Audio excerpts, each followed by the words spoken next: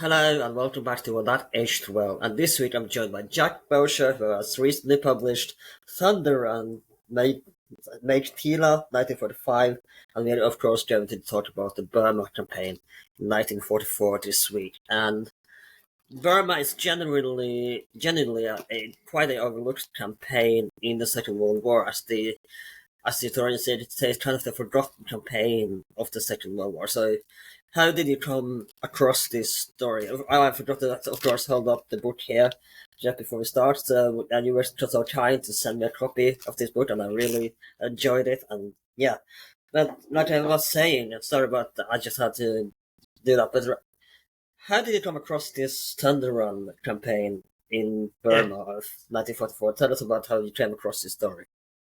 Yeah, so hi, thanks for having me on as well, Erlend. Really appreciate it, and thanks for having me. So yeah, No I worries. came across I came across this story when I was doing my master's dissertation, or well, when I was studying in general for my master's actually. So what I was doing was I was studying the 2003 invasion of Iraq, which is where the words Thunder Run comes from. But I was also doing the reading for a master's dissertation that would become my first book about tanks in the Burma Campaign. And the story of what happened in 1945 at the town of Meiktila was such a good story, I wanted to do the much wider version rather than just like a single chapter in my first book that was just about tanks. I wanted to do the entire battle from all of the different angles, like a traditional battle narrative. So let's begin then in 1944, and as they're kind of retaking the Burma and our Myanmar today. So let's talk about begin in 1944 at the beginning of the campaign. Yeah, so I mean, the overall Burma campaign begins back in 1942. The Japanese invade to cut off China from American supplies. The British and Indian Army is kicked out because it's really quite unprepared. The British and Indian Army attempt to try and do a fight back in 1943, but it doesn't go particularly well. But they learn a lot of lessons, and they sort of bring in all those changes. This is when Bill Slim, the sort of the very famous commander, often seen as the best commander the British have ever produced. That's when he sort of comes to full prominence. He gets full control over the army in India and what will invade Burma. And what happens is he in 1944 is preparing for an invasion of Burma, but the Japanese invade India first. And this is the very famous battles of Imphal and Kohima. So these go on sort of the beginning of 1944, sort of to the summer in European seasons. Over there in the Far East, it's the dry season and the monsoon season, and those seasons are really, really big determining factors on how sort of like warfare plays out throughout the Burma campaign. So again, just for your listeners, the monsoon season is sort of May to September, October time, and then the dry season is therefore October through to sort of the beginning of May. And it's kind of like, for most of the war in India and Burma, that means that during the monsoon, less fighting goes on. The two different armies take on supplies, reinforcements, training, and that sort of thing. Now, the interesting thing at the end of the battles of Imphal and Kohima, is Slim makes the very brave decision to strike back immediately and continue fighting in the monsoon. Now, there's one thing that I think we should point out as well, and that kind of seemed to be a misconception in the Asian Pacific War in general, is that they did not fight towards the planning of the atomic bomb, because that was they did not know there was going to be an atomic bomb pretty much up until they were dropped in Japan. So where does this misconception come that the troops were fighting to race with the atomic bomb? Well, the thing is, no one knows about the atomic bomb, so they're not directly racing against that. I mean, that's what I'm trying to say. Yeah. So if there is a misconception there, it's simply because we sometimes take the atomic bombs as an inevitability. And what people need to remember is that there is an awful lot of planning going on, and this impacts Europe as well. By beginning in 1945, planning in the European theatre is almost as much about husbanding resources, because a lot of these men, they don't want to lose them in 1945 in Europe against a beaten Nazi regime. Not finished, but they are not going to win the war by the beginning of 1945, obviously. And they know that they're going to have to be sending their troops out to the Asian Pacific theatre for the invasion of Japan. And so all of the sort of the operations and so on throughout the second half of the war really have this, and in particular 1945, the idea that, oh dear, we are going to need to protect a lot of our troops so that we don't lose too many before the very bloody battles against Japan are going to take place. Another thing that we should also talk about is the idea of liberation of Burma, and because the Brits were obviously trying to protect their colonies, and there was I'm not sure if conflicting is the right word, but they did not want to seem like another imperialist takeover from Japan, when they were trying to liberate Burma. They didn't want to see just another colonial power going in. So that's what I mean. But I'm not sure if hypocrisy is the right word either. But there is the difference between going in as another imperial power in Burma and versus just liberating Burma from the other imperial power. Yeah. So obviously, Burma was part of. I'm slightly simplifying here, but Burma was part of British India, effectively. Yeah. It's a bit more complicated than that, but effectively, it's part of British India, British-controlled India. So what happens is that So I've lost my train of thought there, Erlend. Sorry. Let me rethink that. Apologies, you'll have to edit this bit. So the thing we have to remember about the way that the British go about the reconquest of Burma, the liberation of Burma, which I'm sort of one of a number of historians trying to sort of argue for, is the British were the imperial power. Burma was effectively part of British India. American troops at the time, often called Southeast Asia Command, SEAC, as Save England's Asian Colonies. There is an element of truth in that. Let's be honest. Britain had rather embarrassingly lost Singapore and most of its Asian empire up to the border of India. And it wants to take those things back. But because of the open question of Indian independence had been going on since the 30s in particular, when it had really begun to gain traction, what you have is this: the British don't want to just go into Burma purely as a reconquering colonial power. The way that the world is, the shifting sands of the world, or the shifting winds of change in sort of the mid-20th century, it's clearly becoming obvious that the British Empire is going to come to an end. And the Burmese nationalists in 1942 had been very supportive of the Japanese. Now, the reason why a lot of historians of the Burma Campaign, who look at it properly and in detail, talk about a liberation rather than a reconquest, is because whilst Burmese nationalists supported the Japanese when they arrived, they very quickly realised, once the Japanese have arrived, that Japanese imperialism is not actually all it's cracked up to be. And they act as a perfectly traditional power. Power's maybe the wrong word. Imperial power, who, as they take over these places, they exploit them like anyone else. The trouble is that the Japanese were often crueler than the British, and there are obviously exceptions. I'm not saying that the British Empire wasn't cruel when it was, but the Japanese were exceptionally cruel to Burmese people in particular when they went against them. And Burma has a very, very long history of its own independence, which only ended with the British Victorian period. Again, slightly simplifying its history, but that ultimately there is a very strong sense of Burmese nationhood. And so, therefore, they react very strongly against imperial powers, both the British before, then the Japanese.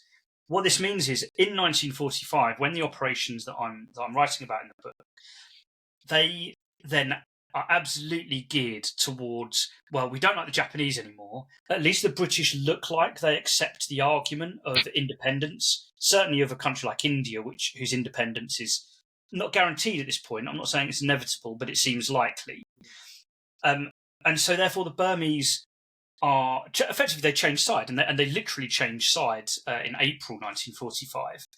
But what happens is, like, for example, one of the guys I follow in the book is a guy that will go on to become a diplomat in the British civil service, Erlend Hedegart. He'll even be the UN ambassador for Britain. He is an intelligence officer in the 17th Indian Division in these operations, and he has Burmese people coming to him voluntarily from nearby villages to tell them exactly what the Japanese are up to, where the movements are, what they've seen, what rumours they've heard. And he even gets on the tail of people like Subhash Chandra Bose, the Indian National Army leader, Aung San, the Burma National Army leader, and he starts to find out information about where he's going to find those people. And so this is really why why a lot of historians will call it the liberation of Burma, because the Burmese people have firmly turned against the Japanese at this point and are actively supporting the British. On top of the sort of the intelligence picture, there's people like Force 136 of SOE, and also the non-Burmese, because Burma people within Burma are the sort of the ruling elite, but the hill tribes, or in sort of the periphery of Burma, which is a significant chunk of the population, almost half of it, they are also pro-British. So by the time of 1945, most of Burma has turned against the Japanese, and they now look to the British as liberators. Liberators at arm's length, because they still want their own nationhood, but they think that they've got a better chance with the British than they do with the Japanese, effectively. Now, I think it's time to take a look at the Imperial Army as well, because it was quite diverse, actually, and we discussed this in a previous episode on the Indian Army, that there were 2 million conscripts, or 2 million volunteers in the Indian Army. Yeah, there were also African troops fighting there, and other troops from other colonies of the British Empire. So let's talk about the diversity of as well as British troops. So let's talk about the diversity of the Imperial Army in Burma. Yeah, of course. So the Army's 14th Army. So like by sort of the middle of the war, the British have started naming their armies as numbers rather than regional locations. So the 14th Army, it's 100,000 British, 100,000 African troops, and 85%, the rest basically, are all Indian soldiers. And it's the most diverse army that this country has ever put in the field. In fact, very possibly the most diverse anywhere in the country, because we're not just talking about those sorts of geographical groups, British, African. Africa's massive. We're talking about West Africans, like from what then was the Gold Coast, now Ghana, and also Nigeria, for example. You've also got on East Africa, you've got Kenyans and Tanganyikans, now Tanzania, and so on. So you have all of those different groups. You also have then the fact that a lot of the African troops also have Polish officers. So this is often a forgotten part of it. But when lots of former Polish army officers and Polish soldiers in general arrive in Britain, having escaped all over in lots of different routes from Europe when the Nazis and also the Soviets invade Poland at the beginning of the war, a significant chunk of them end up becoming officers in British African regiments, and then they therefore fight out in Burma. So there's a lot of Polish officers with African troops out there. Then also in the Indian Army, where we say India, but we also mean Pakistan, Sri Lanka, Nepal. So the Gurkhas are from Nepal. You've got all of the different religions in there as well. So Sikhs, Hindus, Muslims, and so on. And also, not technically part of 14th Army, but they're definitely a big part of the Burma Campaign. You've got 277,000 Americans as well, who are doing, they're building things like the road to China, they're doing the aerial resupply, the hump to China, and also, combat and logistical operations supporting Slim and his 14th Army as well. So really, really diverse army. So let's talk about that as we, the race to get Burma before the monsoon starts. So let's talk about the plan. How did the plan to reconquer Burma or to take as much of Burma as possible before the next monsoon came in. So let's talk about the beginning of the conquest of what would eventually lead to the Thunder Run campaign. Yes, yeah. So, I mean, firstly, we have to remember that Slim made a very, very brave decision at the end of Imphal to fight through the monsoon. Over the course of sort of August, September, October, November, they get all the way up to the Chindwin River, which is the kind of roughly the last geographical border between India and Burma. Technically, it's inside Burma, but like most, it's a border region. By getting up that far, he has bought the maximum amount of time to reconquer Burma, liberate Burma before the monsoon, and also so the Japanese don't have time to bring in reinforcements, rest, retrain, and so on for the new dry season. So they've made that by December 1944. They're into northern and northeastern Burma. And what Slim really wants here is, always with Burma, that ticking clock until the next monsoon is really, really important. And he needs to capture or destroy the Japanese and get to Rangoon before the monsoon, because once the monsoon strikes, Slim will need to survive using his his naval assets to do the resupply. The road from India all the way down through Burma will not be good enough, and aerial resupply will not work in the monsoon. So he must capture Rangoon before that monsoon.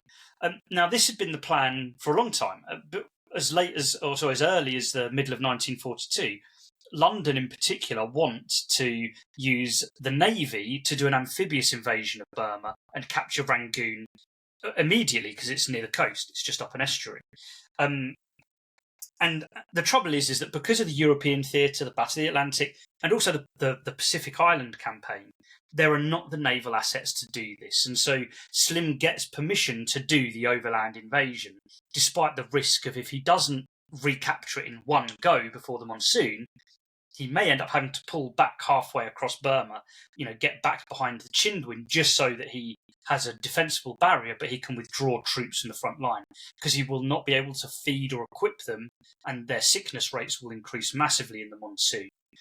And so he comes up with this plan of, because the bit of Burma next to the Chindwin, so once you've crossed the Chindwin from Burma, you cross over a set of low hills and you're into a central dry belt with the Irrawady River cutting diagonally across the middle of it. We'll come back to the Irrawady River in a few moments, of course. Yeah. So Slim's plan in Operation Capital, his first plan, is to destroy the Japanese on the central plain, but above the Irrawady River, on the northwestern side of the Irrawady River.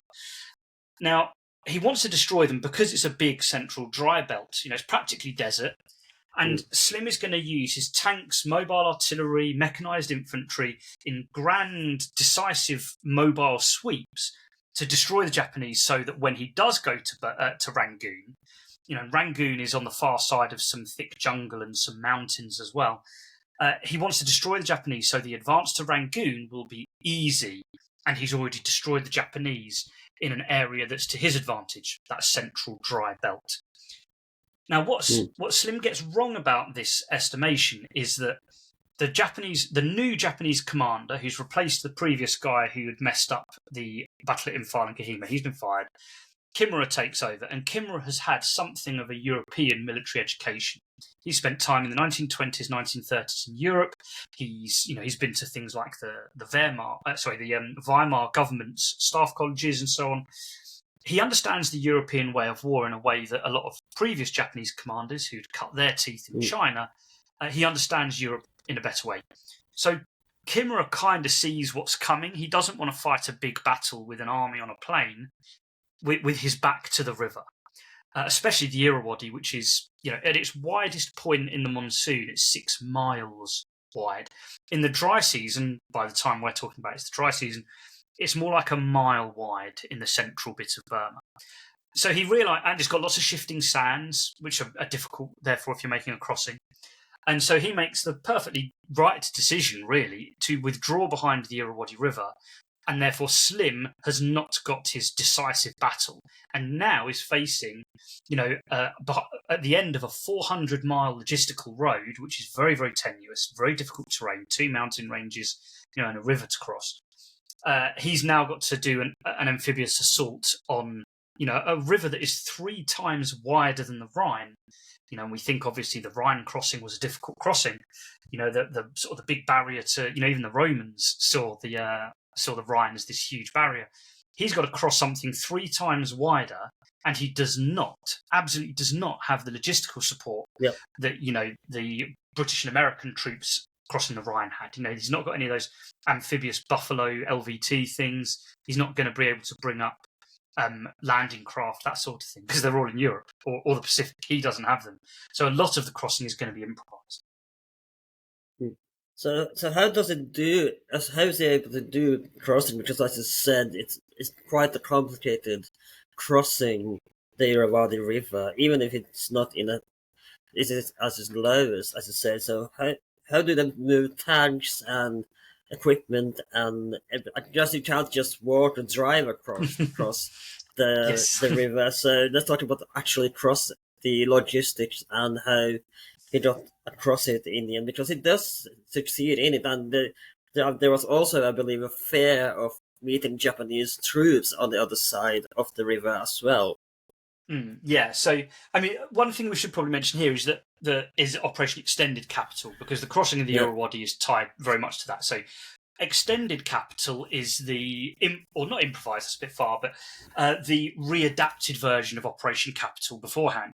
So Operation Extended Capital is where Slim wants the Japanese to think that Mandalay, the old traditional capital of Burma, is the main target. However, whilst it might be a target, Slim wants them to believe that because actually he's going to strike further south, about 100 miles, 90 miles south, to this place, Meiktila. Again, the name of the book, Thunder on Meiktila, 1945. So he wants it to look like Mandalay is the main one. So he does 3 different crossings by 3 divisions up at Mandalay, but only one crossing 100 miles south. And the idea here is that Kimura will look at Slim's crossings and go, well, there's 3 at Mandalay, but only 1 further south. Mandalay's clearly the main target. Now, Slim wants him to believe this because then Kimura will send reinforcements to Mandalay, and the crossing further south that looks like a feint will actually then be a much bigger plan to send a group of vehicles to capture Meiktila, the supply hub, that will do 2 things. The supply hub of Meiktila basically traps most of Kimura's army at Mandalay and the gap in between Mandalay and Meiktila. So Slim will be able to fight a big army battle on the dry plain in that gap in between. But also, because Meiktila is a supply hub, all of Kimura's army survives on the road and railway and canals that run through Meiktila and then go back out into the rest of Burma. Kimura will have to take it back. So Slim can capture this town and then the Japanese will come to him as well. Now, the thing is, he has to achieve this by crossing the Irrawady, like we said, but also a feint. So before we do the literal crossing of the river, what Slim does is this feint south is a secret journey down the Gangor Valley, which is to the west of the Irrawady, and then suddenly appear these 100 miles south of Mandalay against the Japanese expectations. And they do this brilliantly. A mixture of deception operations, Indian African soldiers who are not part of the main body of 14th Army, they're independent brigades. They lead the advance down this valley. And that's a good decision because they don't belong directly to 14th Army. They're under Slim's command, but they're not like part of 4 Corps, which is what the rest of the operation is. They don't have tanks, they don't have heavy artillery, they're light infantry. They're really a big raiding force, a bit like the Chindits from earlier in the Burma Campaign. But they're perfect because they don't look like a large-scale invasion with tanks and artillery and all this sort of thing. And they successfully get down to the Irrawady by the middle of February. And Slim, this is then Slim's masterstroke, is they then cross the Irrawady, and this is true of all of the crossings, as well, not just the one further south, but also the ones further north. They have to build a lot of the barges themselves, so they're chopping down teak forests, and then they literally build a conveyor belt or a production line on the banks of the Chindwin River, and then they float them upriver or take them by lorry across the plain to where they're needed. And also they use things like Bailey Bridge rafts. So they build a piece of a Bailey Bridge, but they put it on top of pontoons. That's how they get most of the tank. Well, that is how they get tanks across. And the other thing that they do for the PBI, the Poor Bloody Infantry, is that they are literally just paddling across in canvas boats. If any of your listeners have seen the film A Bridge Too Far, think of the scene in that where they're paddling across the River Vaal, the Americans, Robert Redford looking really, really handsome and all that stuff. Is that kind of boat that the infantry are paddling across. Now, in the initial version, they try to do a night crossing, keeping it nice and quiet, paddle silently. But that ends up going slightly wrong. One company gets ashore, but the follow-up waves then hit resistance because it takes longer to cross and sort of other complicated reasons. And so the divisional commander, Geoffrey Evans, he calls up some of the heavy firepower. So suddenly artillery that in the darkness had been silent so far, and tanks are driven up to the banks of the river, they start then plastering the far bank with artillery fire, and they kind of force the rest of the crossing with follow-up waves. So it's a bit bloody at the beginning of the crossing, but it does eventually come off. They capture a bridgehead, and over about a week they expand that bridgehead. Is there drownings that happens during the crossing, or is it safe that way? Like you said, it was bloody, but is there any that's by drowning or such things? Yeah, there is some of that, but most of the people that are killed and wounded really are hit by machine gun fire. So the Japanese and a small number of Indian National Army troops, although they don't fight particularly hard for the town they're in, when it's easy, they do manage to take some casualties. But generally speaking, most of the soldiers are still in the boats when they're hit, and there's not much artillery. You know that the Japanese don't have many troops here. In fact, where the crossing is quite lucky by the British and Indian Army here, because it's the dividing line between two different Japanese armies, which a Japanese army is smaller than the 14th Army, and they're more like what's called a corps, so a smaller administrative unit made up of multiple divisions. And it's the dividing line between two of these Japanese armies. And so these kind of dividing lines, which are literally just a piece of pencil mark on a paper normally, but if you're lucky enough to strike in between the two, both armies often think it's the other army's responsibility. So there's an element of confusion in the Japanese reaction. And so that helps out quite a lot. So there isn't suddenly a rush of reinforcements. There's not suddenly any extra artillery rushed forward or anything like that. It's the local machine guns and a few mortars. So generally speaking, it's most of the casualties are by gunfire, and so few of the rafts and boats are sunk. Really, generally speaking, they're safe from that. It's mostly plunging fire from the cliffs because there's cliff tops and then re-entrance between the cliffs that they're going for when they do this crossing. Let's talk a little bit about the state of the Japanese army at this point versus when they came and took Burma in 1942. Because, as you say in the book as well, they were haven't evolved much since they took and the weaponry they used hasn't exactly evolved much, so to speak, since the campaign, or maybe even since the 30s. They haven't had much change in the army tactics or otherwise. So let's talk about the state of the Japanese army at this point. Yes, so specifically the Burma Area Army, so the Japanese equivalent to the 14th Army, they are still, like you say, 1930s light infantry army. They've got good quality artillery, although in relatively short numbers, because one of the things that happened in Phal and Kohima is all of the artillery that they took with them was abandoned or destroyed. And literally not a single piece of Japanese artillery got back into Burma after the failure in Phal and Kohima. But the Japanese soldiers have taken a lot of casualties as well. That's the other thing. So in Phal and Kohima, 53,000 casualties, 30,000 dead, 23,000 wounded. An awful lot of those are starvation as well and disease because of how difficult the supply situation was in 1944. Now, during the monsoon in particular, the Burma Area Army has taken on about 30,000 reinforcements. And they do have one fresh division, the 49th Division, although they are completely unbloodied. They're green. They've not seen a battle yet. And the replacements that have come in, they are not the same as the 1942 Japanese army. That army has been broken, and it's, and like other professional armies that go through this, you could compare it perhaps to, say, the British Army, the British Expeditionary Force at the beginning of the First World War. The best of the Japanese army in Burma has mostly been not destroyed, but it is now a shell of its former self, a shadow of its former self. And has taken on a lot of reinforcements. They were not the invincible and feared Japanese army of the early phases of the war, or the 30s, that they were this fearsome soldier. Yeah, so the myth that built up in 1942-43 was the Japanese Superman myth, that they could do anything, go anywhere, brutal and violent and fast-moving, silent, jungle fighters and all this sort of thing. And it's actually important to say the Japanese actually didn't do that much jungle fighting beforehand.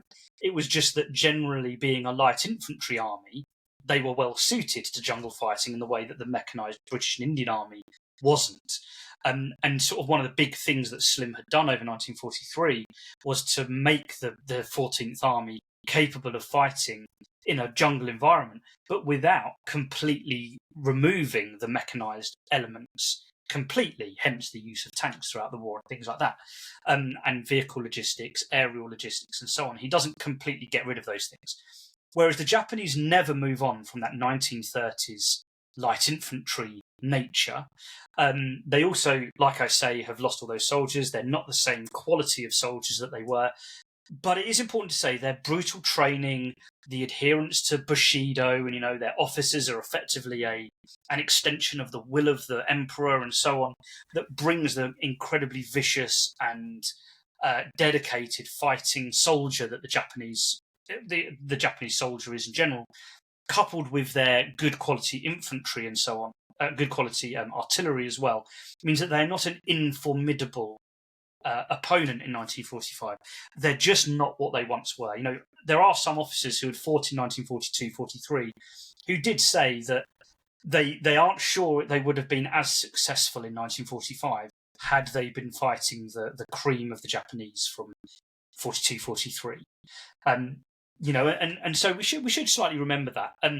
The important thing, though, is once Slim is across the Irrawady, he doesn't have weight of numbers necessarily to nullify Japanese numbers. So the Japanese have about 10 divisions in Burma at the time. Now, a couple of them are down in the Arakan and will play no major role in this battle. They're too busy. There are divisions further north fighting the Americans, Chinese, and one British division up in northern Burma, the Hukong Valley, Michinar, that sort of area. Although some of those troops will be brought south because of what's happening at Mandalay and Meiktila. In total, there are 10 Japanese divisions, plus an Indian National Army division and a Burmese National Army division as well.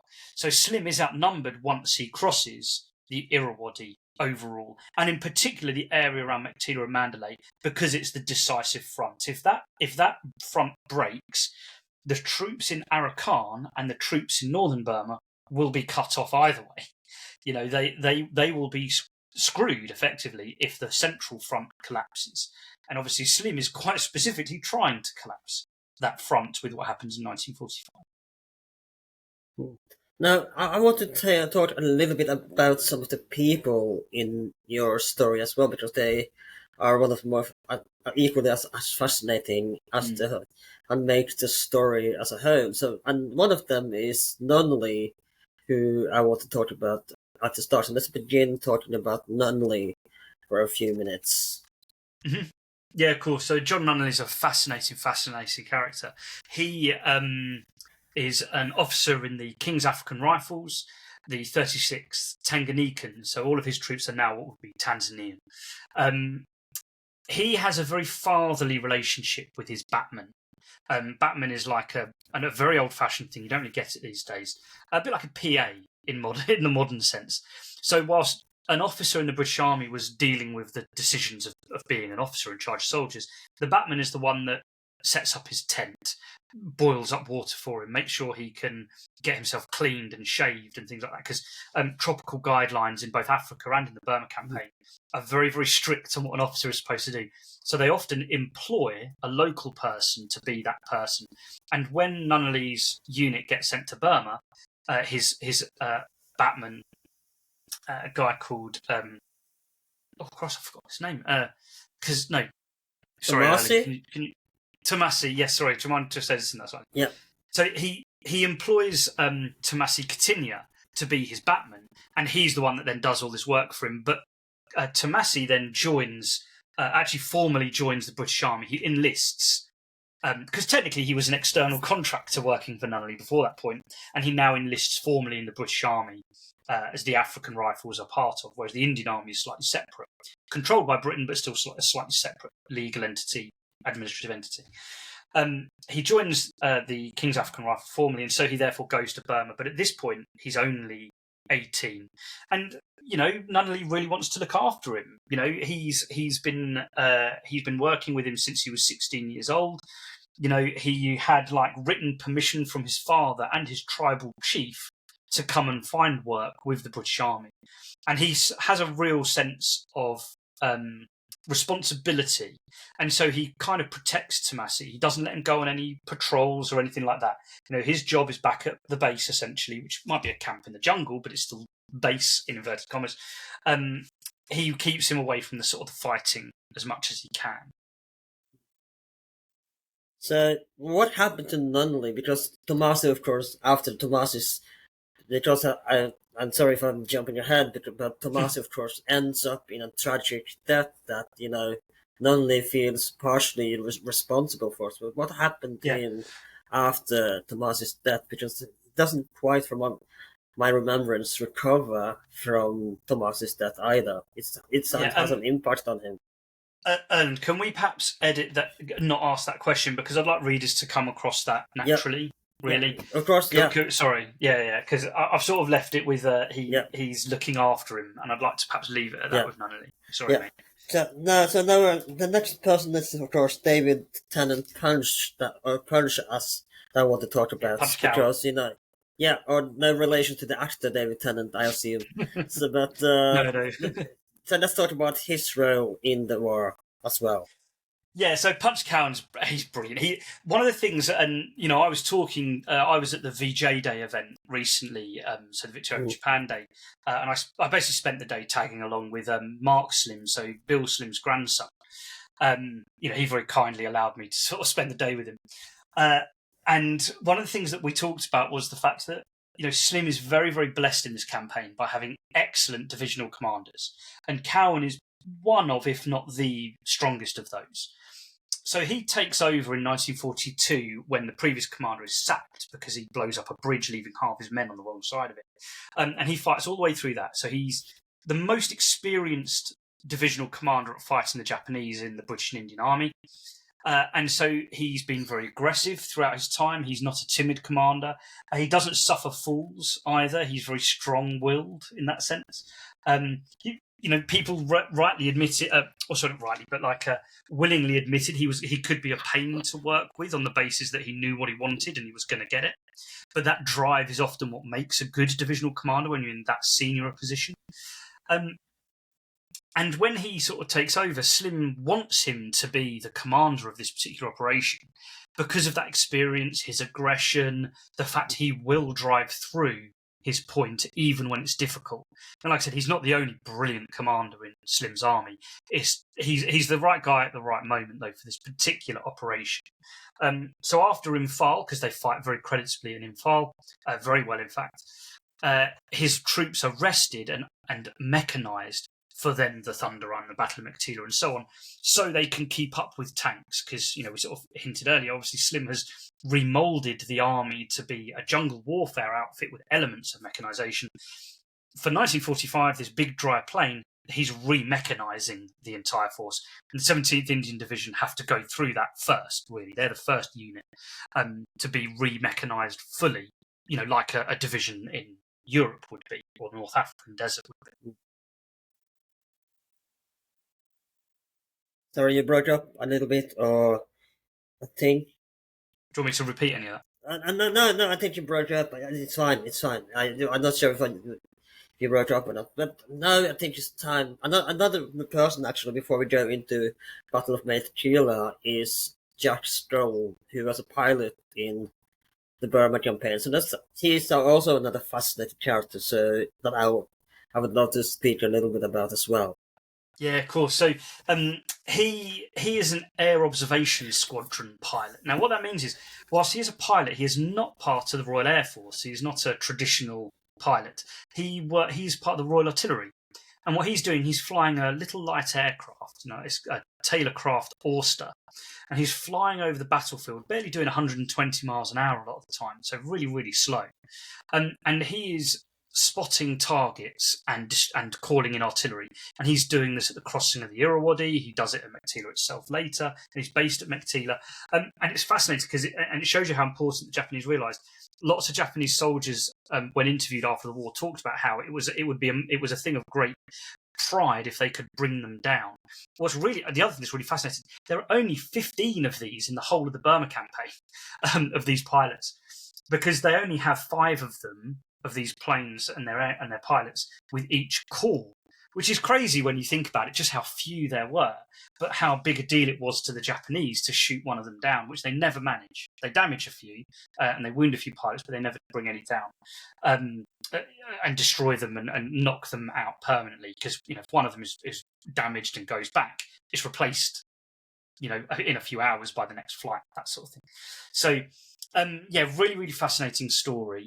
And it's fascinating to him because he's obviously removed from the battlefield, and he makes the mistake at one point of visiting a target just after the battle. Sort of once the main battle has moved on, he's got a day off, and he goes and visits a place he'd called down fire, and he really, really regrets it because he sees what's happened to the men on the ground that were like tiny little specks like ants when he was flying around radioing an artillery fire. But yeah, he's another fantastic guy.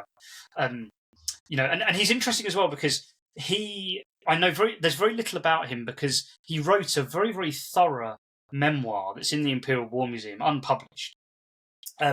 And he fought against the Italians in North Africa, the Germans in North Africa and Sicily on the ground as an artillery observer, so saw ground combat, and then becomes a pilot and goes to Burma in 1944, and therefore fights in 45. And so he gets all 3 campaign medals, the North African Star, the Burma Star, the Italian Star, all that sort of thing. But he really should be a biography on him because it's quite an extraordinary story there. Yeah, he is. And well, his memoir, I would like to see that published, and I'm going to try and get hold of the Imperial War Museum to persuade them if I edit it, they should publish it. Yeah. But he, the other thing is that means I know very little about him. He says specifically in his memoir that, I don't, I wrote this about my war experiences, so there's not really much about me in it, before and after the war. And that's basically all he says. He gives a couple of ideas. He's from Gateshead near Newcastle, so he's a Geordie, effectively. So I don't know much about him. And it's kind of like he has one of the most... He wrote by accident, I think, because he said he wrote it for family rather than publication. One of the most compelling memoirs, I think, of the Second World War. Like you say, I want to try and get it out there because it's brilliant. Yeah. He's a wonderful character. So another thing that I'd love to ask, because having read quite a few books on the Asian Pacific War, you got the impression that the soldiers did not look at the Japanese as humans, and at least as we go further on, because the Japanese, they were, like we said earlier, were kind of these ferocious, brutal warriors that just kept going and treating the other people and their POWs as animals. And what were they in both the 14th Army and of this Thunderbolt campaign? What were their perception of the Japanese soldiers? Because like I said, most people who eventually got into the Asian Pacific War kind of viewed them as not being human at all. The Japanese soldiers, that they didn't really, there wasn't much. Yeah, so they didn't feel bad for killing them brutally, as in a brutal fashion. So they kind of became, for lack of a better word, a bit animals on the battlefield because of the treatment of the Japanese and their view of the Japanese soldiers. So was this the same in the Burma campaign as well? Yeah, there definitely is. I mean, throughout the entire Second World War, on all fronts that the Japanese are on, you definitely see racism is a huge part of it. And I don't actually say that necessarily as a complete criticism. Soldiers have gone in with their pre-existing prejudices, not necessarily consciously, and it's very easy for that to then expand with Japanese behaviour as well. So the thing sort of to say on that is, right at the beginning of the war, that racism is manifested really in condescension. Oh, they're a load of short, bad eyesight. You know, they'll all have thick, round glasses on. They'll all be short and weak, and all this sort of thing. And they'll be sort of buck-toothed, you know, sort of rat-like teeth, and all this sort of thing. Very quickly, that is dispelled because the Japanese are such vicious fighters. That therefore means that the jump there then becomes, oh, well, they're animalistic. And that is true in the 14th Army as anyone else. And the thing is, the Japanese don't necessarily help themselves. I'm certainly not going to be excusing the way that the British treated them from the point of view of, if you've been on a patrol and you've seen another British soldier tied to a tree and bayoneted to death, or, you know, and certainly people have seen, you know, the rape of Nanking in 1937 was front page news all over the world. You know, we sometimes forget that. It is not something that happened in Asia and was a Chinese news story. The picture of people like the Australian soldier, Alfred Siflete, very famous picture of him blindfolded with the Japanese samurai sword about to behead him, which happens a few hours later in outside Singapore, I think that is. Those kind of pictures have got around very, very quickly. And so it's very easy for the British soldiers to go from the condescending racism, they're all a bunch of buck-toothed, short weaklings with bad eyesight, to they are animals and not deserving of our respect. And so when they come across the atrocities, and they see many of them, and they, you know, and they hear of rumours as well, but they see many of them, it very quickly removes the inhibitions. So, you know, quarter is not offered and it's rarely taken. Both sides execute prisoners. Executing prisoners is maybe a little bit, we have to differentiate between the two, because generally speaking, the British don't get the opportunity to take prisoners and the Indian troops don't get opportunities to take prisoners. Almost every single Japanese prisoner is wounded or sick, and often unconscious when they're taken. They cannot take their own lives. Too often soldiers have gone to war, or people have witnessed a Japanese wounded kill themselves with a grenade, hoping to take someone with them. And again, booby trapping of dead bodies and even wounded and so on. You know, there are too many of those stories, both rumour and real, that mean that it's very, very easy for that racism to then become violent, to the degree that it does in both the American Army, the British Army, Indian soldiers as well. It's not limited to white soldiers. Indian soldiers are no different, you know, because they are also mistreated in the exact same way. Now, let's talk about the main operation, that is Thunder Run and the Battle of Meiktila. Sorry if I'm saying the name wrong. It's a trick one, isn't it? Meiktila. Meiktila. So let's talk about the main battle of the event. Yeah, and of course, Erlend, your English is absolutely impeccable. So, like, you know, for British people, getting that word would be difficult. So, you know, don't worry about it at all. You know, so the Thunder Run. Now, it's really important to say here is, you know, and I mentioned earlier with the inspiration behind the name is, I have put the name Thunder Run on this. Yeah. You know, it's not a word they used at the time. No historian has called it that at the time. But it seems to be sticking. You know, I'm seeing it now in social media and things like that. People are referring to it as such. Because the big thing for me is that the Battle of Meiktila, which begins with the Thunder Run, because that's the opening phase of a bigger battle. That is, I mean, the whole story really should be on our entire collective memory of the Second World War. It is the battle that effectively finishes off the Japanese army in Burma, the Burma Area Army, as a cohesive force. It's not the very last battle, it's the last major set piece. I think is probably another way to put it. And so what the Thunder Run is basically is, you know, and I mentioned this earlier, what they're doing is, this is Slim shutting the door underneath the Burma area, or the bulk of the Burma area army that has been sucked into the battle at Mandalay, and then that army will have to turn back to destroy the British capture of Meiktila, recapture Meiktila, because again, it's a supply hub. The Burma area army needs it to survive. They have to have Meiktila. They can't leave it captured, finish off Mandalay, and then turn around later. They will starve before they've recaptured Mandalay, before they capture before they get a chance to turn around. So the Thunder Run, and the reason why the name is so important is it has to happen quickly. They have to get to Meiktila before the Japanese can react, either by garrisoning Meiktila properly, because it's got line of support, it's got communication and logistical troops, but it's not got a proper garrison. Because it's a backwater, it's seen as a logistical hub miles behind the front line, 100 miles behind the line. And so what they're doing is they need to capture it very, very quickly, and then also prepare for the Japanese response that they know will come and will be vicious, because that's what the Japanese like. So the composition of the Thunder Run, the way it's going to work, is going to be very important. Now, one of the things that Slim does not want to do is to sort of waste the strength of his force by guarding a supply line from the Irrawady River along a supply road to Meiktila. Okay, that's the mistake at something like Market Garden, for example, in that they had to have, or not a mistake, it's a flaw in the plan at Market Garden. You needed to keep a supply road going behind 30 Corps on the way to Arnhem.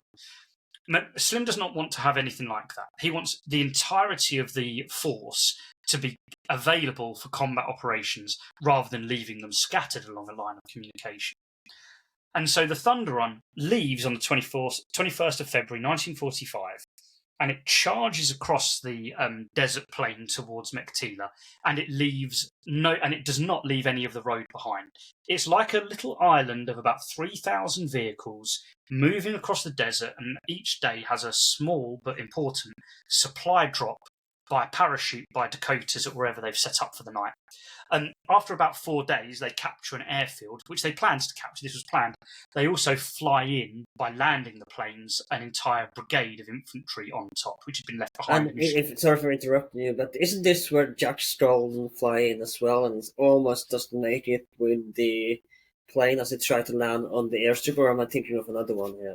That happens to him twice. So this is when he first enters the battle, and he has a particularly hairy one later, where he's almost running out of fuel, but he's desperate to destroy a particular gun, and so he really pushes the limit on his fuel tank, and just about makes it back. And it means he has to land at night as well. But no, at this point, this is his first landing where he nearly gets lost, but he does find it without too much. He does eventually find it safely. The other big thing that happens in the Thunder Run, because they get to Meiktila 5 days later. It's 100 miles. They're in tanks. They're doing 30 miles an hour at most, and often less than that. And they fight a few small-scale battles, but they do fight one particularly sharp engagement, the biggest one, at a place called Oyen. And this is important because at Oyen they come across Japanese suicide tactics. Yeah. And it's important here to remember is that the Japanese have fought very, very hard and suicidally previous to this point. But really it's at Oyen that you see the first large-scale use of infantry soldiers specifically blowing themselves up as a doctrine, which sounds strange to general readers of the Japanese war in general. The reason why the Japanese fight to the death in places like Peleliu, Okinawa, Iwo Jima, and so on, is because those battles, there is no hope of those Japanese soldiers being able to survive, retreat, fight another day. And we forget this. And I want to ask about that. Was victory in Meiktila inevitable, or was it not necessarily certain the outcome of the victory? It's not inevitable. The Japanese, it is a tough fight, but the Japanese, there are some problems with what the Japanese do that makes it easier for the Allies. They do a favour for Cowan, because one thing I did mention earlier, Cowan is in charge of the Thunder Run itself. But no, so the thing I just want to mention as well, before we get onto that maybe a little bit more, is that thing at Oyen. So this is where you get Japanese are running underneath and jumping under tanks to blow themselves up, is basically the point I want to make, which up until this point, whilst the Japanese might do attacks that they know might end their life, banzai charges, that is not necessarily the expected outcome. A banzai is a desperate charge in the hope that it will bring victory through the shock, viciousness, and all those sorts of things that in the French term, élan, which is a very First World War concept in the French army, but it applies quite well to the Japanese. But if that banzai charge is successful, then the soldiers survive and fight another day. Whereas at Oyin, the Japanese soldiers charge with the specific objective of blowing themselves up, because it's one of the only ways they can safely, not safely, that's the wrong word, it's the only way they are likely to destroy a tank, because that's a huge problem. You know, we talked about the 1930s light infantry army. That 1930s thing applies to Japanese anti-tank guns and tanks. You know, the most recent Japanese tanks, the Type 97, for example, is a product of the 1939 Battle of Khalkhin against the Soviets. It's still a 1930s design at the end of the day. And so they lag behind hugely, both the guns and the tanks, behind what the Allies have. And it's important to say is that the Meiktila battle is a Sherman tank. It's the only time that Sherman tanks are used in the Burma campaign. Up to that point, it's mostly the M3 Lee and Grant tanks, and Stuart tanks as well. So this is the main one. But the Japanese never find a good way of destroying Allied tanks. And so by now they're using suicide tactics, which is a small but important difference between suicidal attacks, where giving your life is a likely outcome, but it's not necessarily the point of what you're doing. These attacks are the outcome is suicide, which is a really, really fascinating thing, I think. And it's quite a shock because, you know, the 255th Indian Tank Brigade, the tanks that are taking part, they are green. They've not seen action before. In fact, they've been held back because they would have been able to have fought at Imphal and Kohima, but Slim knew he was going to rush through fight through the monsoon. He didn't want them taking casualties or getting exhausted by that fight, so he didn't bring them forwards. He kept them in reserve and didn't use them, so they were fresh for 1945.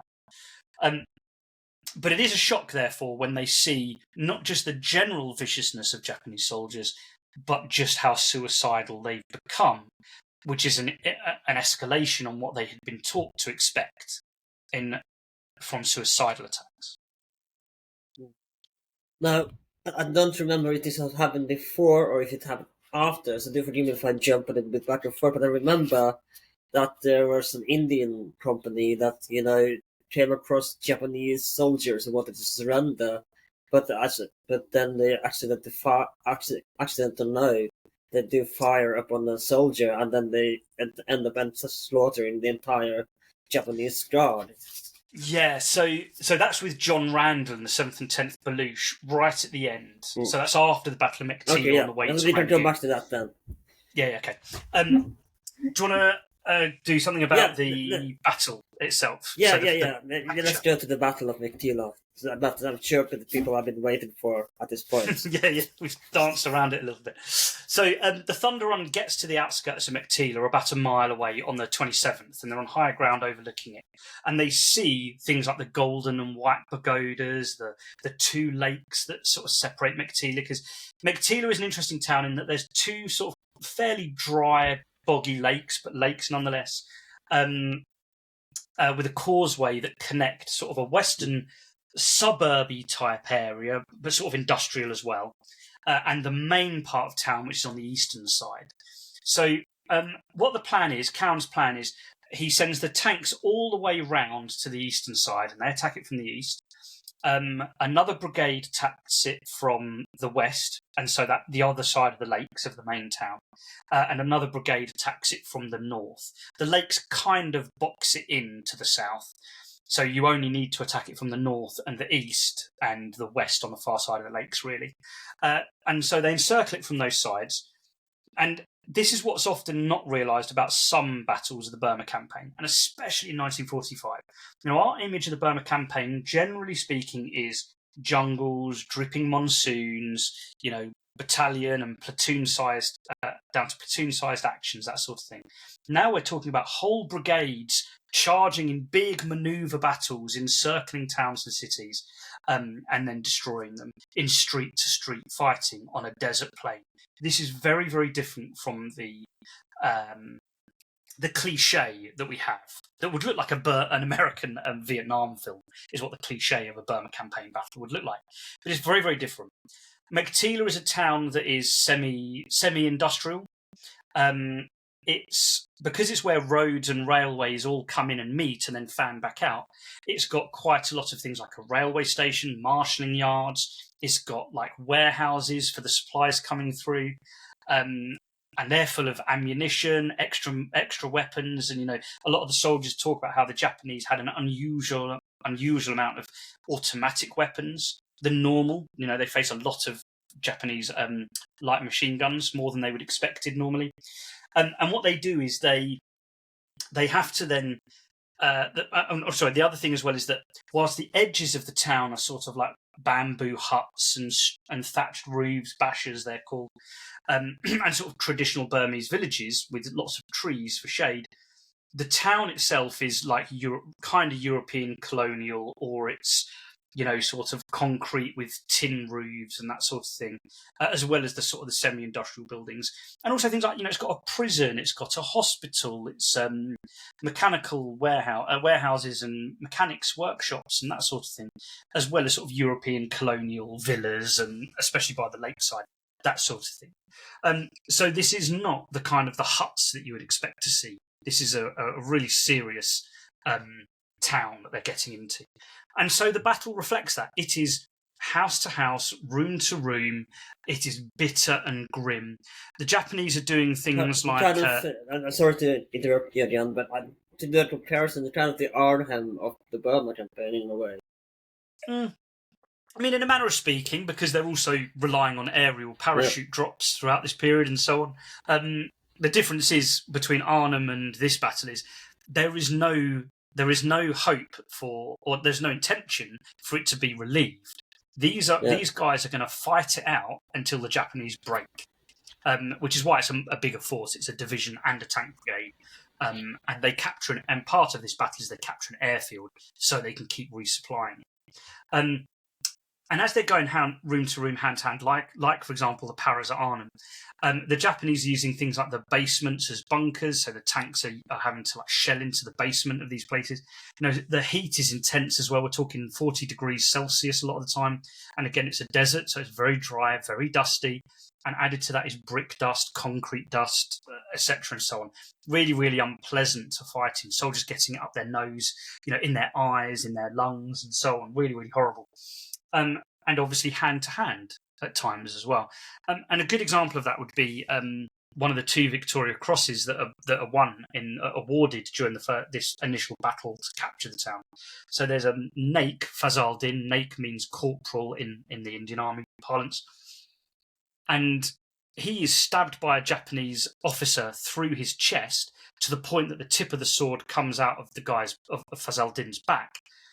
Fazaldin wrestles the Japanese soldier off him and then kills the Japanese soldier with the sword, so removes the sword from his body, and then helps a colleague before then going off wounded and dies the following morning. Really, really famous posthumous Victoria Cross. That is a badass way to go. And also similarly, there's another one. I mean, I would have liked, it's horrible that he's passed away, but it is, removing a sword from your own body is quite something. Yeah, at the end of the day, yeah. The other guy, William Weston's another really famous one. Both of these are quite famous. He's shot as he approaches a Japanese bunker, and instead of rolling to safety and then someone else maybe getting killed trying to clear the bunker, he doesn't know how badly wounded he is, so he takes a grenade off his webbing and rolls inside the bunker and blows it up from the inside, again killing himself but also the Japanese inside. Really, really, really, really brave thing to do, and he's incredibly young. Fazaldin, I mean, he's still young, but he's an experienced soldier. William Weston had not been at the front very long and gave his life for his men, really. Specifically because there is a split second moment where he could have maybe tried to roll to cover and be recovered as wounded.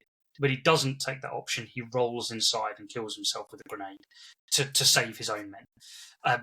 Really, really amazing amazing stuff. Very, very brave man. But after 3-4 days, the town is captured after this kind of battle,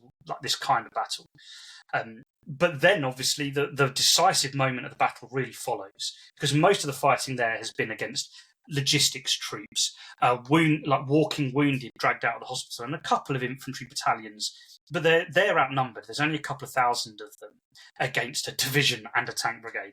So that part of the battle is pretty inevitable. The following part, though, is much more tense. And you mentioned Italian troops, and we should probably add that, of course, by 43, the Italians switches sides after the fall of Mussolini. So there were Italian forces that volunteered to fight, and some ended up in Burma as well. Yeah, so they don't fight. It's important to say they're not allowed to fight. They are they're logistics troops. So, some of them are former prisoners of war as well, but also Italians who volunteered to fight for the Allies were given this opportunity, and some of them took it. It's interesting. One of the guys that I talk about, that I follow in the book from his letters, he organised, before this battle, an Olympics on the Imphal Plain for all the different nationalities, including the Italians, Poles, Americans, British, Indian, and so on, African troops as well. In all these different groups, they do a mini Olympics as well that they host. But yeah, they're doing a lot of the logistics. Episode that did something similar. Do you know? Yeah, I know the one. Yeah, I used to love Machination. Oh, my favourite show. It used to be on Comedy Central on cable when I was younger. So there are. Yeah, we didn't mention them earlier either. But yeah, there are Italian troops that are doing. They're doing things like they're loading the planes that then resupply. The battle at Meiktila as well. There's not a whole lot of Americans, because they should probably mention as well. But there were, like I said, there's a few, but most of them prioritize other areas of the Asian Pacific War. So there's not a whole lot, and this was more of an imperial affair in Burma. There's a few, but there's not a whole lot of American soldiers. But in fairness to the Americans, in Burma and India, there are actually more Americans than there are Brits, but nearly 3 times as many. Excuse me. However, the overwhelming majority of those troops are logistical. So they're building the Burma Road. They're flying combat operations in the United States Air Force, both cargo operations and also like bombing effort as well. But they do actually outnumber the British. You took the British and African troops, total 200,000. There's 277,000 Americans. So this is an American story as well. It's just that the majority of them are not combat troops. Yeah. That's on the ground. There's only 3,000. Merrill's Marauders are the famous ones.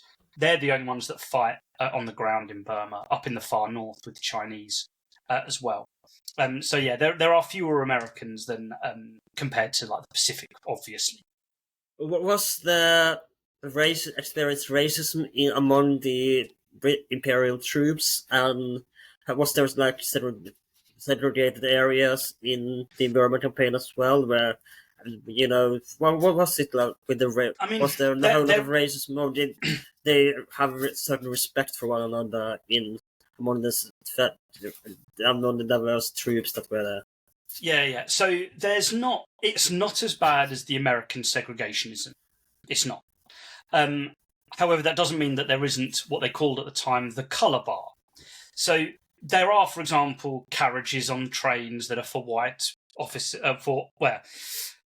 they are for white people, but also by 1944, you've actually got quite a lot of Indian officers, and some of these rules are relaxed for officers. But generally speaking, if you are African, if you are Gurkha, if you are Indian, you are generally segregated socially. However, on the front lines, there is a greater amount of cohesion, I would say, because this is not limited to the Indian Army. This is something that goes all the way back into the British Army hundreds of years earlier. The British officer is supposed to be paternalistic towards his men. So the classic rule that is drilled into young officers even today is an officer never eats their evening meal until the rest of the men have got theirs. And it's just one small example. But it is important as an example of how they approach it. And that is completely true in the Indian Army, and is probably actually more important in the Indian Army, colonial armies, imperial armies, because obviously you need the respect of those men, because they maybe don't have the same stake that you have in winning the Second World War. An African soldier, regardless of the fact that Hitler fully intends to mistreat African people, whilst there's only a small number of African people that are victims in the Holocaust, they are victims of the Holocaust along the same racial grounds that Jewish people, Slavs are, and so on. They don't necessarily know that. That's not a huge story. That's something that's kind of mostly come out since, because it's such a small story in the Holocaust. So they don't know that. They don't have the same stake. For them, if the British lose, they might spend a time, and they may not be that cognizant of this, but the facts are they might spend a period of time as a prisoner and then end up back home perhaps once the war is over. Now, we don't know. There's an element of counterfactualism there. But the point is that the officers don't want to take the chance of losing their men by mistreating them. Now, that doesn't mean that doesn't happen. Don't get me wrong. Some people do abuse their power, but it is not in a very large scale at all. And generally speaking, the people that are taking advantage in the Indian Army would probably have taken advantage in the British Army along class lines rather than race lines, to be honest, because it's more of a character trait as much as anything. Keeping those colonial soldiers on side is very important. The British Army, another good example of this is a British officer has to be able to speak Indian languages. And if they're not fluent, and that's an important one, because you don't have to be fluent to be an officer, but if you want to rise above major, you have to be fluent. And that becomes a rule. They have to be fluent, which does actually have some backside problems as well. It's one of the reasons why Indian officers are promoted as well. But you have to have that thing. Another thing as well, just another thing to think about, is the sheer effort that is gone to by the British leadership to supply the Indian Army with food that is respectful of their race and caste or religion, depending on what they are. Yeah. So Hindus don't get any beef, Muslims don't get any pork, and so on.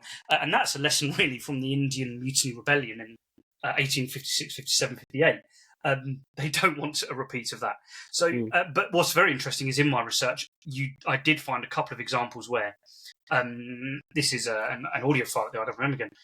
Indian soldiers would, if needed, actually they would break their fast, because there are parts of the Quran, for example, that say is that breaking the rules can be done in very strict situations.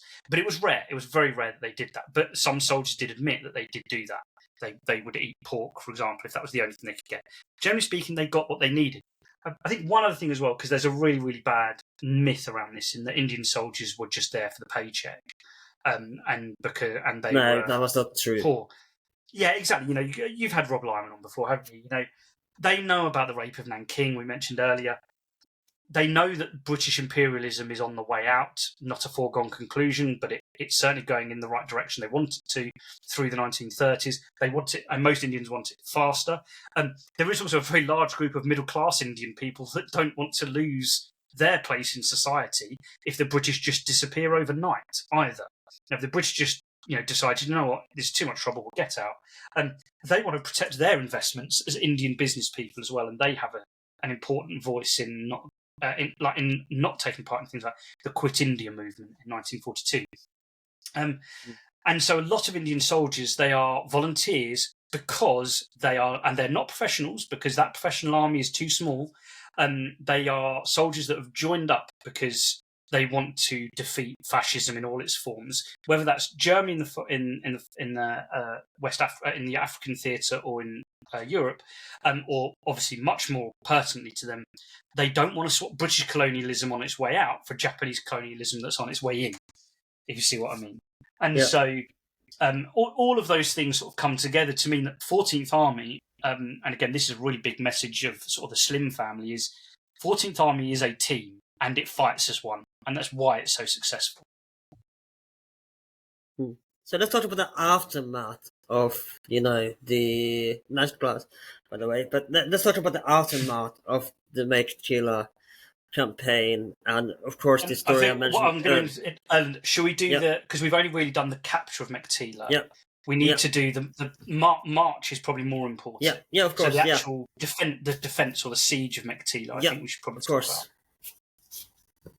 So after the capture of Meiktila, sort of captured on the 3rd of March, they know the Japanese are going to come for them. So Kimura sends 18th Division, which was fighting the Americans, who we just mentioned, up in the far north, and the Chinese. They're brought south.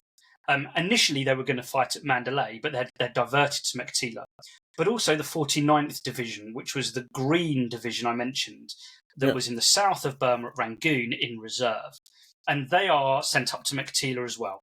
So this means then that Meiktila is going to be attacked from both the north and the south at the same time. The other thing that Kimura gives the 18th Division coming from the north is he gives them basically the whole of 15th Armies, one of his armies. He gives all of their artillery. So we're talking the big stuff, the siege artillery, 150mm, 105mm howitzers, that sort of thing, over and above the normal establishment that Japanese divisions already had.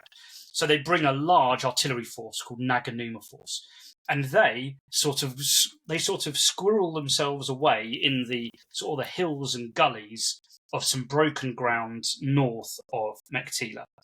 And then the infantry surround it from the rest of the three sides. The problem at this point is that Kimura does not choose an operational commander at this point. The two divisions are told to work together, but neither one of them is in charge of the other. So they are two divisions working in concert rather than two divisions fighting under a cohesive commander. And that causes problems because there are things like attacks on the airfield at Meiktila, which the British need to keep for supply reasons, where survivors of a particular attack, instead of retreating back the way they came, continue to Japanese lines on the far side of Meiktila.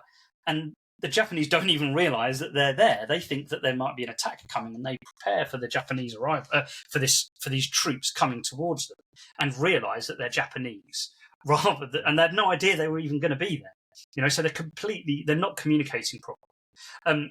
But Cowan's plan for this phase, the siege of Meiktila, is he doesn't have enough troops to make a continuous trench line, for example, around Meiktila. But he does have all these tanks and artillery pieces, like self-propelled artillery and so on, that will be capable of driving around at will across this dry plain and destroying the Japanese before they're ready. And so that's the plan. He has little brigade boxes, defensive boxes, and then each day using intelligence, whether that's Donald Maitland, who I mentioned earlier, interviewing locals, aerial reconnaissance, armoured car patrols, whatever. They identify Japanese concentrations as they arrive, usually over the previous night. And then they send like a squadron of tanks, a battalion of infantry, and a battery or a troop of artillery to go to that place and destroy it in a quick sweep and then come back. So they might be gone for a few hours. Every now and then they do big ones that last a couple of days. But instead of sitting there waiting for the Japanese to arrive at their defensive boxes, they're going out on these sweeps, as many as 6 of them a day, as many as 20 miles out, and destroying the Japanese piecemeal as they arrive. And it works really, really brilliantly. This is why I say slightly clickbaity, but saying sort of, this is the greatest combined arms manoeuvre battle in the Second World War, because whilst this is a defence, it is based completely on mobile offensive action, which means that Cowan keeps the initiative and the Japanese never really grip the situation throughout March, the sort of the height of the battle. Now, do forgive me if I'm jumping ahead, but I think we're gonna round up now, but before we do, I want to talk a little bit about the aftermath of the war, and of course a little bit about what happened to some of these people in your book. Unless you want to leave that out for the reader to find out if they should want to read the book after this episode. But let's talk a little bit about what happened to Burma and the aftermath of the Second World War and after the liberation and eventual freedom for Burma as well. Yes. So, is there anyone in particular you want to talk about? Or? Pardon? Just general overview. Just general overview, a little bit of the end and the aftermath. Okay. Of the okay. Sorry, I misunderstood the question. That's fine. Um, yeah, so after sort of the armored sweeps and so on, like I said, they go on for about a month, and in the second half of March as well, the Japanese get a bit more organised, and they send an actual operational commander, Masaki Honda, comes south, and they target the airfield. But they whilst that's probably the most tense part of the campaign, it fails. And eventually the Japanese break off because of the casualties they take. Also, Mandalay is captured on the 20th, and so what happens is the guys at Mandalay come south towards Meiktila. Slim uses the metaphor that he loves. He crushes the Japanese with the hammer at Mandalay and the anvil at Meiktila. Now, because that's a crush coming north to south, and the British are coming roughly from the northwest, the Japanese are naturally pushed southeast away when they break off. And this then develops into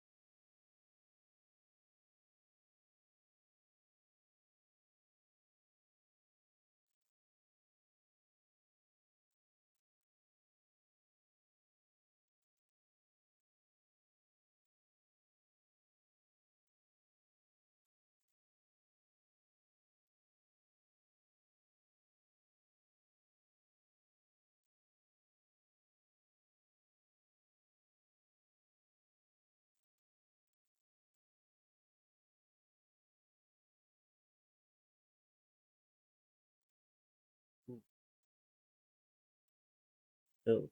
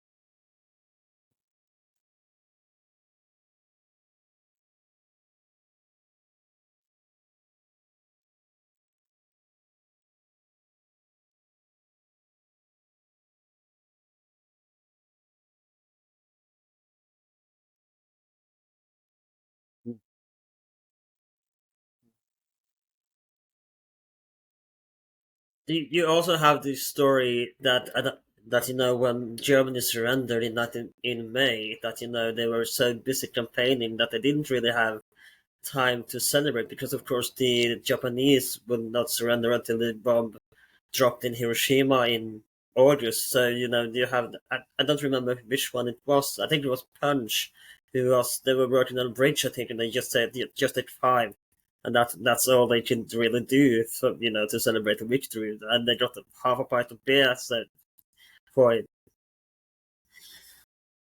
Yeah. Hmm.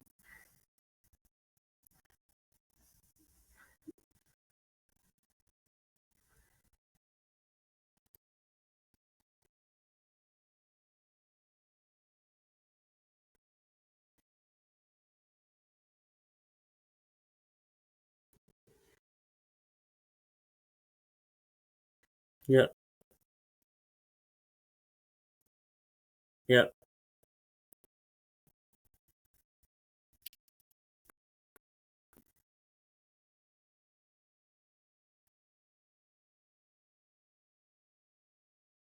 Yeah.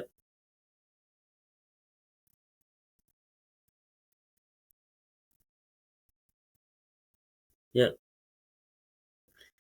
I think we're gonna round it up with that story. I think it's a good story to end up with. But before you go, of course, where can people buy your book? We only touched the tip of the iceberg on Thunder on Meiktila 1945, which I'm of course under no pair. You were so kind to send me a copy of. Where can people find your book if they want to read it? Where are you on social media? Do you have anything else you want to promote? And where can people find your other book, of course, that they, if they want to read both your published books as well?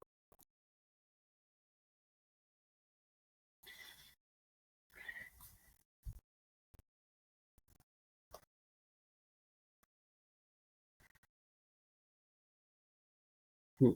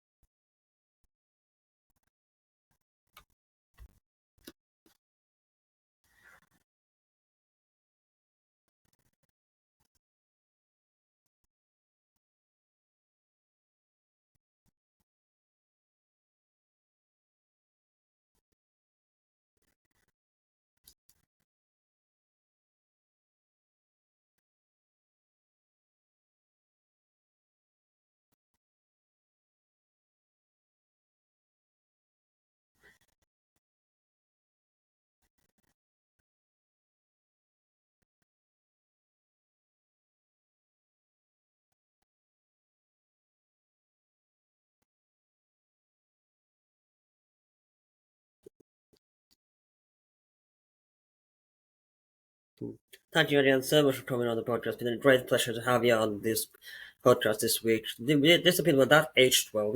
I hope you liked this episode, and if you did, check out some other episodes. You mentioned Robert Lehman as well, which of course we made an episode on his recent book, From Victory to Defeat, in May, I think it was. So check out that episode as well, and other episodes.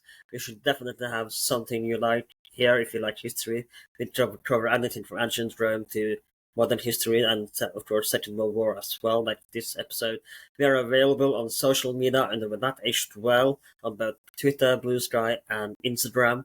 So make sure to give us a follow. If you're on Spotify, consider giving us 5 stars. That would be very, very nice. Give us a review on Apple Podcast if you like this podcast. And if you're on YouTube, like, share, and subscribe.